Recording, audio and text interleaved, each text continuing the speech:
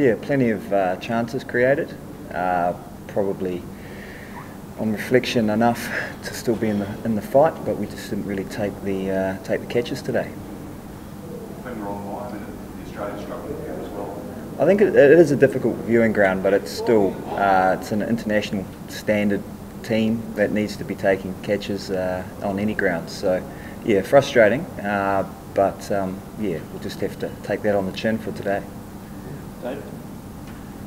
Given the fact that you're going to have to bat pretty well for a large part of the remainder of the test, what's your assessment of the pitch playing into today? I think it was a bit truer today for a batsman who perhaps wanted to play the drive a bit more. You could kind of play on the up. It wasn't quite as slow as it was in the first 2 days. There's still plenty of bounce there, but if you're sure of where you're standing, if you're sure of your stumps, pretty much you can leave on length. And I think today, a couple of good examples of watching Haddon and Clark play on it is although they did struggle at times, they definitely showed some good composure and left the ball when they needed to. Chris, how did you think you were involved in, I guess, build up of playing against Ricky, and then also how was it like bowling him in this match as against previous occasions? Yeah, I mean the hype and the media surrounding players is always a little bit intriguing to me. I didn't think he looked any different to when I had bowled to him in the past. I know that it's always a little bit of a challenge to attack the stumps with him, and it's a little bit of a risk. And today it paid off for me to have a crack at that.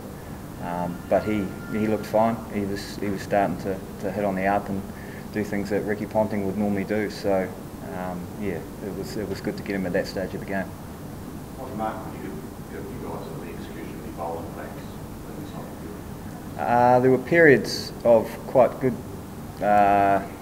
building up of pressure, but I still think when we got that opportunity, we didn't take it, and they actually changed the momentum through our ineptness with the catching. So that was the tough thing today. So I think we've got the positives were the fact that we did create those chances, so that the guys can walk away and know that they can compete against this batting outfit. It's just a matter of doing it probably consistently throughout the day. There were definitely periods there where we chased wickets, which probably wasn't the right thing to do on that wicket. How was it for Brace with 3 good catches and no ball at goal play? Yeah, he's had a rough day. He's definitely a wicket taker though. He does bowl wicket taking balls. But yeah, I think the field let him down a wee bit today. He let himself down yesterday with the no ball. And these are all clinical sort of parts of the game where, I mean, you can really sort of turn the screws, and we didn't really do that. So yeah, he'll be a little bit disappointed.